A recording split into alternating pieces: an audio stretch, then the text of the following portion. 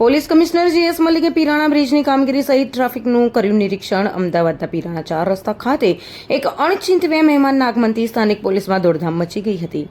આ વણકલ્પ્યા મહેમાન હતા કમિશનર જીએસ મલિક. તેમણે પીરાણા બ્રિજની મુલાકાત કરી હતી. હાલમાં અહીં સરખેજથી નારોલ સુધીના પુલનું કામ પૂરજોશમાં ચાલી રહ્યું છે. તેના પગલે કમિશનર જીએસ મલિકે ટ્રાફિકનું નિરીક્ષણ કર્યું હતું. પોલીસ કમિશનર જીએસ મલિકે આ અંગે પીરાણા ખાતે ટ્રાફિકના પ્રવાહને નિહાળ્યો હતો. ડીસીપી સહિતના પોલીસ અધિકારીઓ સાથે આ વિસ્તારના ટ્રાફિક અંગે વિશદ ચર્ચા કરી હતી. તેની સાથે તેમણે સ્થાનિક પોલીસ તંત્ર અને સ્થાનિક નાગરિક તંત્ર સાથે પણ તાલમેળ જાળવીને ટ્રાફિકની કામગીરી કરવા જણાવ્યું હતું, જેથી પુલ બની રહ્યો છે ત્યારે ટ્રાફિકની કામગીરીનું સારી રીતે સંચાલન થઈ શકે. હાલમાં અહીં સરખેજથી નારોલ સુધીનું ચાલતું કામકાજ પૂરું થવામાં હજી ઘણો સમય લાગી શકે તેમ છે. આ સંજોગોમાં ટ્રાફિક જામ ના થાય તે માટે ટ્રાફિક વિભાગ તનતોડ મહેનત કરી રહ્યું છે અને કમિશનર જીએસ મલિક પણ તેની મુલાકાત લઈને દર્શાવ્યું છે કે આ રસ્તા પર ટ્રાફિકના મુદ્દે કેટલું મહત્વ આપી રહ્યા છે. આ રસ્તો નારોલથી સરખેજ જ નહીં પણ આગળ જતા તે નારોલ, નરોડા અને સાણંદ જીઆઈડીસીને સીધા જોડશે.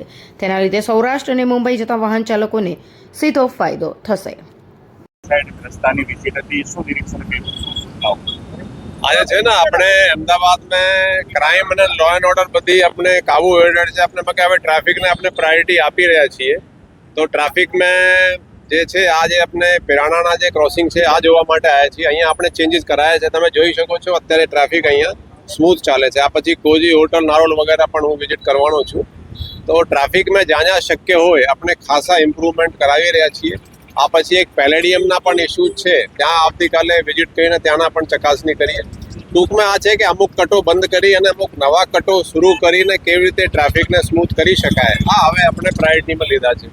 ટ્રાફિકની સ્થિતિ સુધરી છે, હજી પણ ક્યાં ક્યાં ઇમ્પ્રુવમેન્ટ આ રીતે કરવામાં? નહીં, ટ્રાફિકની સ્થિતિ તમે જુઓ તો થોડા આપણે ટ્રાફિક બ્રિગેડના પણ લગભગ 450 જે રિક્રુટ કર્યા હતા એ લોકો જોઈન કર્યા છે. 150ની આસપાસ અત્યારે ટ્રેનિંગ પણ ચાલે છે. તો એના સંખ્યા પણ વધી છે. આપણે પોલીસ પણ વધારી છે.